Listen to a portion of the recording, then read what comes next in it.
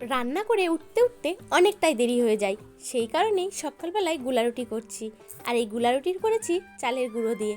খেতে কিন্তু বেশ লাগছিল আর দেখতেও অনেকটা সুন্দর লাগছিল, তো আমি বসে পড়েছি খেতে। চলে এলাম রান্না করতে। আজকে কি কি রান্না হচ্ছে সেটাই তোমাদের সাথে শেয়ার করব। তো মাছগুলো আগে আমি ভাজা করে নিচ্ছি, আর এইদিকে সবজিগুলোও কেটে নিয়েছি, টমেটোগুলোও কিন্তু আমি কেটে নিয়েছি। আর আজকে কি কি মাছ এসেছে, বাটা মাছ আর এই যে আমোদি মাছ।